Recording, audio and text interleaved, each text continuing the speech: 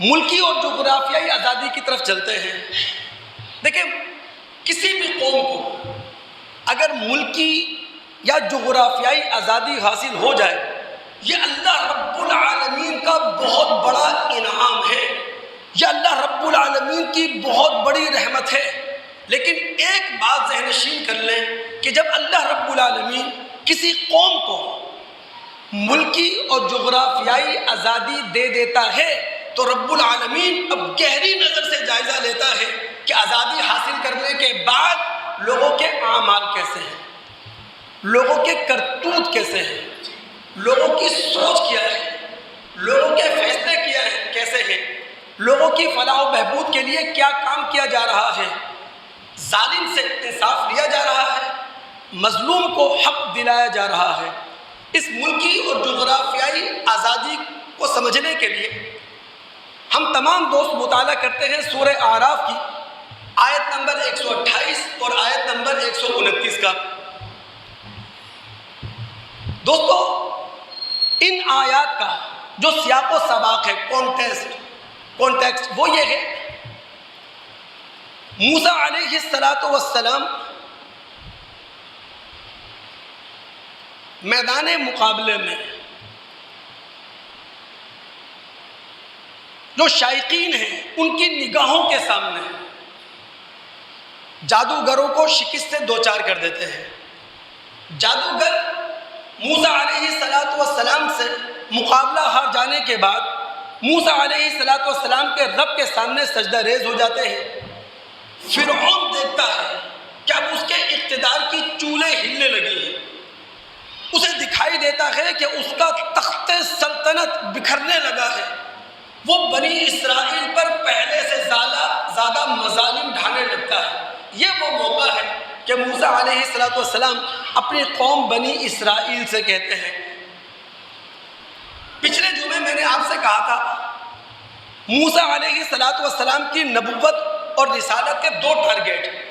پہلا ٹارگیٹ کیا تھا کہ فرعون اور قوم فرعون کے سامنے دعوت پیش کرے، اور دوسرا ٹارگیٹ بنی اسرائیل یعنی اپنی قوم کو غلامی سے نجات دلوائے۔ پہلے ٹارگیٹ پر میں پچھلے جمعے گفتگو کر چکا ہوں، ان کے دوسرے ٹارگیٹ پر میں گفتگو کر رہا ہوں۔ اب فرعونی مظالم پہلے سے زیادہ ہیں۔ موسیٰ علیہ السلام اپنی قوم سے کہتے ہیں، استعینوا باللہ واصبروا، اللہ تعالیٰ سے مدد طلب کرو، صبر کا دامن ہاتھ سے جانے نہ دو۔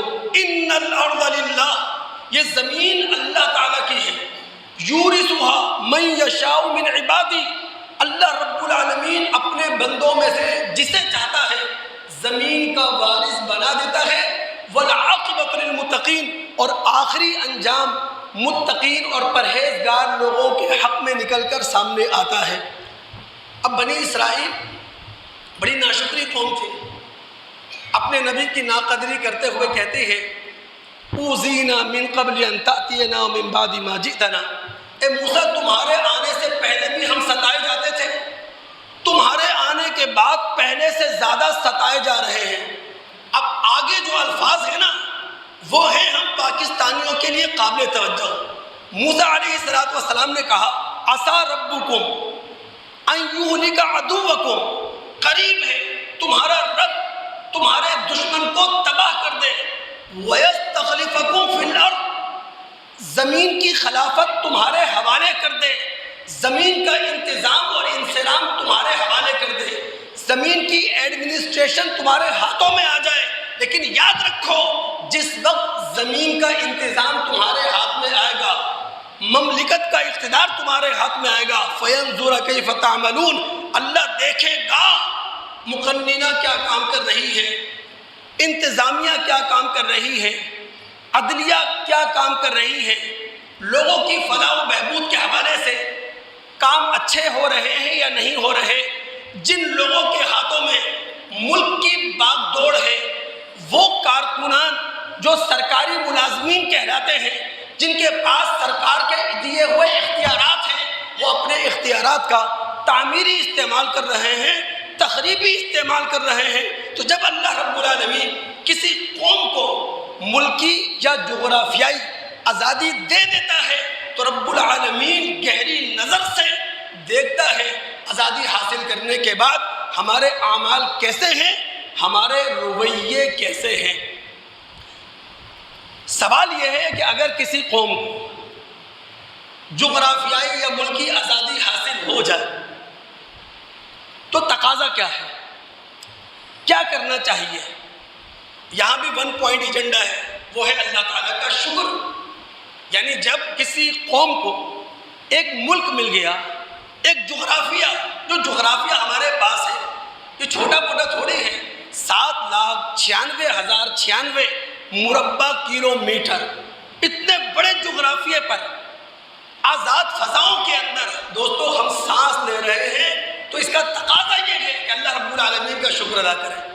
ہماری زبان پر بھی اللہ رب العالمین کا جو شکر ہے وہ بہتا ہوا نظر آنا چاہیے، ہمارے دل سے بھی اللہ رب العالمین کا شکر ٹپکتا ہوا نظر آنا چاہیے، ہمارے اعضاء سے بھی اللہ رب العالمین کا جو شکر ہے وہ جھلکتا ہوا نظر آنا چاہیے۔